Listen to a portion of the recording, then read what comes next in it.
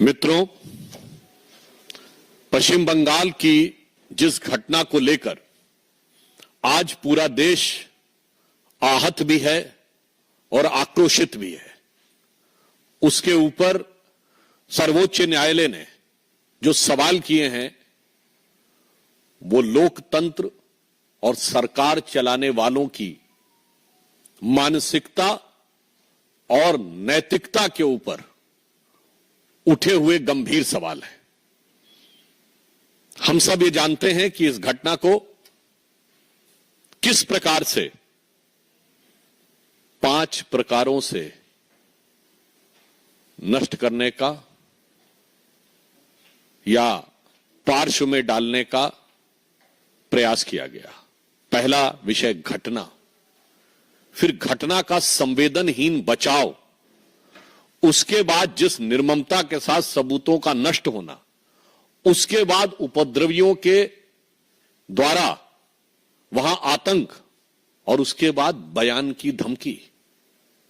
और आज एक बात और स्पष्ट हो गई कि तृणमूल कांग्रेस की सरकार तो पूरी निर्लज्जता के साथ अपराधियों को संरक्षण और पोषण देने में तो लगी हुई है, परंतु इंडी गठबंधन का किरदार भी साफ हो गया। मैं देश की जनता के सामने यह बात रखना चाहता हूं कि आज तृणमूल कांग्रेस सरकार का वकील कौन है? श्री कपिल सिब्बल वकील हैं पश्चिम बंगाल सरकार के, सांसद हैं उत्तर प्रदेश की समाजवादी पार्टी के समर्थन से और पूर्व मंत्री हैं कांग्रेस सरकार के। अब कोई किसी प्रकार का किंतु परंतु नहीं है कि ये सब एक दूसरे के अपराधों के संरक्षण के लिए खड़े हैं और ये वही लोग हैं जो हर अलगाववादी के पक्ष में कोर्ट में खड़े होते थे, आतंकवादी तक के पक्ष में कोर्ट में खड़े होते थे, आज एक बार फिर दुर्दांत अपराधी के पक्ष में कोर्ट में खड़े हैं। तो मुझे नहीं लगता है कि अब इस पे बचाव की कोई गुंजाइश ममता बनर्जी जी के पास तो है ही नहीं, ना अखिलेश यादव जी से भी मैं सवाल पूछता हूं और राहुल गांधी जी और सोनिया गांधी जी से भी। क्यों? आप ही के वो वकील है ना, तो आज जाके उसका बचाव कर रहे हैं। इससे बहुत साफ है कि इनके मन में किस प्रकार की संवेदनहीनता है। दूसरा पक्ष, सबूतों को नष्ट करने के बहुत गंभीर विषय आए। न्यायालय ने इस विषय के ऊपर बहुत सारे सवाल खड़े किए हैं, परंतु 2 विषय आज न्यायालय ने जिस प्रकार केंद्रीय सुरक्षा बलों को उस कॉलेज की सुरक्षा देने का निर्णय लिया है, इससे बहुत साफ हो जाता है कि पश्चिम बंगाल की सरकार और कोलकाता पुलिस की जो नैतिक आधार था वो स्वतः ध्वस्त हो गया। दूसरा जो एक नया पक्ष प्रकाश में आया है कि पीड़िता अपनी डायरी लिखती थी और वो अपने पिताजी से उसको साझा करती थी और उसके बहुत से पन्ने और उस दिन के पन्ने गायब हैं। सबूतों की तो ऐसी श्रृंखला है कि उस विषय के ऊपर क्या बोला जाए ये कहने में, आपने देखा कि प्रिंसिपल का ट्रांसफर हो, उसको दूसरे का कॉलेज में बहाली हो, 40 से अधिक डॉक्टरों का आनन फानन में ट्रांसफर, पीड़िता के शव को सौंपने के कई घंटे बाद एफआईआर, समय से पहले उसे जला देना, डायरेक्टर से पूछताछ न करना और उससे अधिक गंभीर बात, जो प्रश्न पूछ रहा है उसके ऊपर कार्रवाई हो रही है। मैं एक नैतिक सवाल भी पूछना चाहता हूं कि सोशल मीडिया या वक्तव्य में यदि कोई भी व्यक्ति बयान दे देगा, सर्वोच्च न्यायालय ने इसका भी संज्ञान लिया है, तो जिस प्रकार से कार्रवाई आवश्यकता थी कि कठोर कार्रवाई यह सरकार करती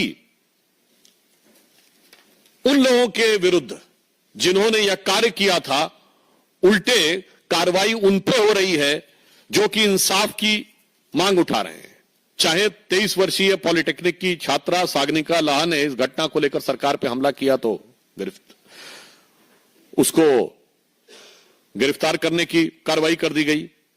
भवानीपुर में एक छात्रा ने यह विषय को उठाया तो पश्चिम बंगाल सरकार ने उसे गिरफ्तार कर लिया, 18 वर्षीय छात्रा कीर्ति शर्मा को। पीड़िता के माता पिता ने भी बयान दिया और तो और तृणमूल कांग्रेस के शांतनु सेन ने कॉलेज के खिलाफ बोला तो ऐसी जानकारी आई कि उन्हें प्रवक्ता पद से हटा दिया गया। और तो और स्वयं उनके सांसद सुखेंदु शेखर ने जब यह प्रश्न उठाया तो उनसे पुलिस जवाब तलब करने लगी। हमारे सांसद से कर रही है, वो तो उनकी प्रवृत्ति हमेशा से पता है, पर आप सोचिए कि अपने सांसद और अपने नेताओं पर भी कार्रवाई कर रही है। एक बहुत बड़ा सवाल उठता है। यह दर्शाता है, मैं देश के लोगों से कहना चाहता हूं कि इस बात को सोचिए कि इन पे तो कार्रवाई कर रही है, और उससे अधिक दुखद और दुर्दांत बयान उनके नेता दे रहे हैं। यदि उनके मंत्री उदयन गुहा ये बोलते हैं कि ममता जी की तरफ जो उंगली उठेगी तो वो उंगली तोड़ दी जाएगी, तो कोई ऐसा बयान देता है कि जो पीड़ित और आहत डॉक्टर हैं वो अपने गर्लफ्रेंड और बॉयफ्रेंड के साथ घूमने के लिए वहां बैठे हैं, तो उनके एक सांसद अरूप चक्रवर्ती इस ढंग का बयान देते हैं कि परिणाम भुगतना पड़ेगा। मैं देश के लोगों से पीड़ा और गंभीरता के साथ अपनी पार्टी की तरफ से कहना चाहता हूं कि आप सोचिए कि संविधान कितने बड़े खतरे में है आज पश्चिम बंगाल में। आप कल्पना करिए कि यदि इनकी कहीं सरकार होती केंद्र में तो उंगली तोड़ दी जाती, जो इनके मंत्री ने कहा है, उदयन गुहा ने, जो संदीप चक्रवर्ती ने, अरूप चक्रवर्ती ने कहा है, तो परिणाम भुगता दिया होता।